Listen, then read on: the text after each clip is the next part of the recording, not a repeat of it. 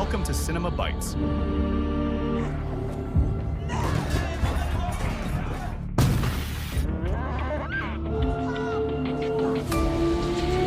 Your go-to for movie recaps in a flash. Big twists, epic moments, all in just minutes. The movie Mr. K begin. On the stage of a cabaret, Mr. K is doing his magic act. His tricks are quite impressive, but sadly the crowd isn't paying any attention to him. Sometime later, Mr. K arrives at a hotel in the middle of nowhere, where the manager's dog growls at him. Tomorrow morning, he's supposed to perform at a cafe in the area, but the manager refuses to give him directions before they do the check-in. She takes him to his room and explains all the rules. In the hallway, Mr. K sees a kid around the corner and does a little trick that sends out a butterfly, but the child runs away when the manager glares at it. Afterward, Mr. K tries to settle down, but he's shocked to find a pair of legs sticking out from under the bed. He takes a closer look and finds an old guy staring back. Without a word, the man crawls out and leaves the room. Then, Mr. K hears a noise and opens the wardrobe, where he finds a maid hiding. She also leaves the room without saying anything. Mr. K looks out the door and sees the two intruders talking, but they leave when they notice him too. When K unpacks his suitcase, he finds his poster and tears it in half. He doesn't see something moving under the wallpaper or the water leak. The next morning, he gets ready to leave, and when he comes across the maid, he pranks her by startling her. As he walks down the corridor, he notices the word Liberator written in red on the wall. He keeps walking and walking, but he can't find the exit, and every turn he takes is a dead end. Suddenly, he hears a strange noise in the pipes, which start shaking. Soon the entire building is shaking, and the lights start flickering while the weird noise echoes in the walls. Small panels in the walls then open, and a bunch of musicians come out playing their instruments very loudly. They walk toward Mr. K, who immediately takes off and is freaked out by the band following him. He finds some stairs and goes to the next floor, only for the musicians to follow him there too. An old lady has come out to see what the noise is about, and K takes the chance to hide with her. He closes the room and turns around to learn that it's two ladies before he passes out. Moments later, Mr. K wakes up on the couch. The ladies introduce themselves and they offer him some coffee. They're delighted to hear that K is a magician and want to know if he saw his people in half. Feeling uncomfortable, Mr. K announces he has to go, so the sisters take him to the floor map. He finds the "You Are Here" spot, but still no exit. The sisters tell him they haven't left the hotel for years because the stairs are too much for their old legs and they have everything they need. They apologize for not being able to help and tell him he should visit the Oracle. Mr. K makes a flower appear for them before leaving. After he crosses a few more corridors, the lights start flickering again and he sees some kids running around. Melinda moves from one room to another one and Mr. K tries going after her to ask for help. The door is closed. While he's distracted, the kids steal one of his suitcases and hide in a room. Mr. K rushes to follow them. However, when he opens the door, he only finds a closet. At that moment, the band appears at the end of the corridor and two waiters rush into the closet, so Mr. K follows them.